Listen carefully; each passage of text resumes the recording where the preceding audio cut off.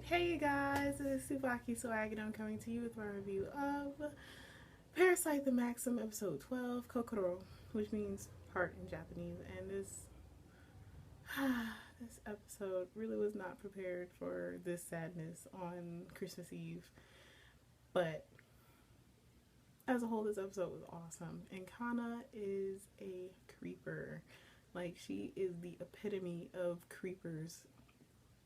Literally, like, she literally follows Shinichi around, and she keeps having, like, the beginning of this episode, they show her have another dream about Shinichi, and Shinichi saves her, and this time they actually kiss, and she wakes up and she has that napkin, not napkin, she has that handkerchief with his hair in it, like, beside her pillow. Kana is a creep. So pretty much the whole episode was kind of like following Shinichi around and trying to talk to him, and we see Shinichi talking to Migi, and Migi pretty much tells him that if he tells her what Migi is, it could compromise their life, and he would be willing, Migi would be willing to kill her, like, without hesitation, because all parasites, they literally have no sense of compassion or sympathy or anything. They're really emotionless, and Nietzsche understands this, but he was like, you really are unsympathetic of anything. And Migi was like, I just told you that. But Migi, I think Migi is starting to develop feelings. Like, it's hard to explain, but I feel like Migi really is starting to develop some type of feelings. So that might play a part later on in whatever is going to take place in this show. Because Parasite is awesome. So I'm so looking forward to that. But other than that, we see Kana, Shinichi is thinking about, like, when she showed up, and she only sensed 5 parasites, but Migi sensed 8. So Kana's ability isn't as strong as, like, the parasite's ability is to sense other parasites. But later on, like, when she's like following Shinichi around, because Shinichi tells her to meet him, tells her to pick a place for them to meet so that way they could talk alone. And he made sure that Migi was asleep, and he told her everything, and she wouldn't believe him because he couldn't, like, show Migi to her. So she said she wasn't going to believe him until he could prove to her that Migi was real. Which, I mean, I guess it makes sense. I mean, I wouldn't necessarily believe all of that, but she is really crazy. Like, she thought that Shinichi was just saying all of this because he didn't want to be with her. And so she decides to pretty much, like, she's gonna walk away, and she goes home and is thinking about Shinichi. And Shinichi, he's like walking home with Murano, and they talk about going on a date. They're supposed to go on a date the next night at 10 to go see a movie. And Kana is creeping again, and she sees him, and she tries to, like, make him notice her, but he doesn't notice her. And she concentrates so intensely that she lets off a signal. It's weak, but it's a signal, and Migi sensed her, and he looked back and saw her, like, watching Shinichi walk away. And as he was walking away, Mitsu came up, and Kana pretty much told him that he was a stalker and to stop following her. She was never going to feel that way about him, and you can tell he is, like, in love with her, but she feels the way she feels about Shinichi. So Mitsu pretty much just left her alone. He was walking away from her, and I skipped the part. At first, there was a part, Kana and Shinichi did not help themselves at all, like, at all, in the situation, because Kana was talking about how she can feel whenever Shinichi's near, and Mitsu was, like, standing there because he was trying to talk to Kana, and Shinichi was like, I'll just email you, and she was like, no, I'll just send you when you come near. And she was like, I can feel you when you get near. And he was like, well, I don't need you to follow that feeling because there are other people who can put off the signal. And she was like, well, I can specifically tell when it's you. And Mitsu was like, what in the world is going on? And she was like, you are taking this completely the wrong way. So Mitsu thinks that there really is something going on between Shinichi and Kana, and there really actually isn't, for real. So after all of that, they show like Shinichi, he tells Migi, well, Migi tells him that Kana Kana's ability has gotten stronger, and she's gotten to the point now where she can emit like those waves that the parasites emit, where they can tell where each other are. And it's not strong, but he sensed it. So if he can sense it, other parasites can sense it too. So Shinichi was about to meet up with, like, he emailed Kana and told her to meet up with him like at the train station. So he went there the next day, and she was about to come, and he came across two parasites, and he hurried up and called Kana and told her that they're gonna change where they're gonna meet at.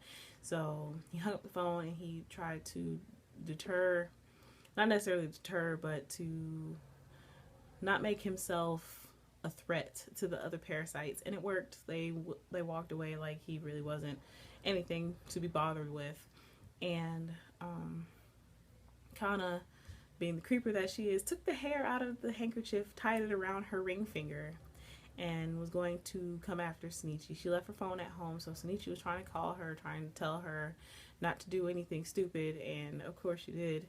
So she went to the last place they went to, where she had started writing her and his names on the wall, and she was like, I can sense him. And this whole time she was talking about, I knew I could tell you from everybody else, blah, blah, blah. And she was running up the stairs and through the hallways trying to get to where she sensed this parasite, and it wasn't Shinichi.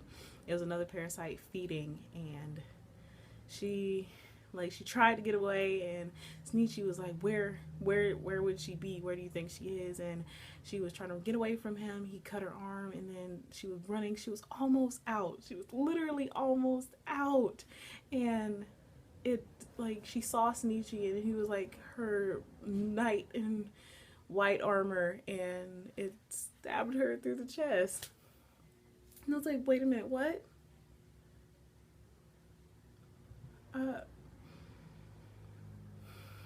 I was not in the slightest prepared at all for that. I knew that something was going to happen, but I did not think that she was going to die, at least not this soon. Literally, they had just started talking about it was a possibility that Kana would get herself killed because she does not know how to control herself. But I did not think it was going to be this soon. So he stabbed her through the chest, and Shinichi went the fuck in. Oh my god. It was crazy. Shinichi was he saw Kana hit the floor, and he was like, Migi, handle defense. And Migi was like, defense. And Shinichi, he Hadoukened the shit out of that parasite. Literally pulled his heart out of his chest and dropped it on the floor. Like a boss. That was so freaking awesome. He put a hole in the wall by slamming this dude on the wall. Even me said it was impressive that Shinichi could do this. So I was just like, okay, go Shinichi. And then he ran to Kana, and Kana was like, she was thinking about her dreams that she was having about Shinichi, and she was like, I had a dream like this before, because he was holding her, and she was like, it was too embarrassing to tell anybody, and then she died. And I was like, wait a minute, what?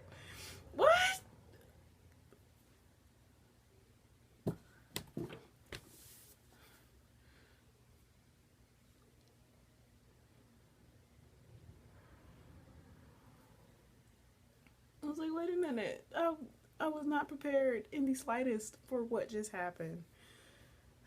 So then they show Kana's funeral, memorial, and Shinichi walks out, and there are two police officers talking, and they're talking about how they questioned him, and he's surprisingly calm for somebody whose friend just died and he was at her funeral. So he tried to wave at him, and Sneaky just looked at him and kept walking. So after that, he was talking about, like, well, before that, he was talking about how Kana's mom, even though it was confidential, Kana's mom got killed by Parasite as well. So that sucks. But Sneaky was trying to walk away, and Mitsu confronted him, and Mitsu was just so angry. You could tell he had been crying. I mean, Kana was like the love of his life, and now this girl has been taken away from him. And he was like, why didn't you protect Kana? Why didn't you do something to protect her? And Mitsu was like, he was just taking out all of his anger on Sneaky, and then finally Sneaky just socked him one good time in the face, and blood was gushing from his nose. And Mitsu, he stayed down. And Sneaky, well, Mitsu, before he got punched, he was like, how can you not shed a single tear? Are you not human? And that's when Sneaky punched him, and he was like, no, I'm not human. And then he was like, why do you go down so easily? And then he walks away. He walks into a forest and starts like banging his head on a tree, because he feels like, he said that maybe it's a possibility that his brain was taken over without him knowing about it. And it was so sad. And Sneaky, like, he was bleeding from his head, and he was like, well, my blood is still red. Well, my blood is still red for now. So I don't know what that's supposed to mean. I have a lot of things that go through my mind when I think about that. Like, if I talked about it, this video would be like 20 minutes long. So, as always, this episode was so freaking awesome, and it was so freaking sad. This was worth the like 2-week wait for Parasite, because this show has probably become, I have a lot of favorites. I can't even say there's one particular show that I've been reviewing this season that's my favorite. So the show is freaking awesome. So as always, I would love to hear how you guys felt about this episode. How do you feel about the way things ended? How do you feel about what is going to happen now? Because we saw that the Parasite got elected as mayor, so things are about to turn up for real in their city. So it's slightly scary to think about, but awesome at the same time. So I'm so looking forward to how things turn out. But as always, I would love it if you could please comment, thumbs up, and subscribe. It helps me out a whole lot. And this is TsubakiSwagg saying adios.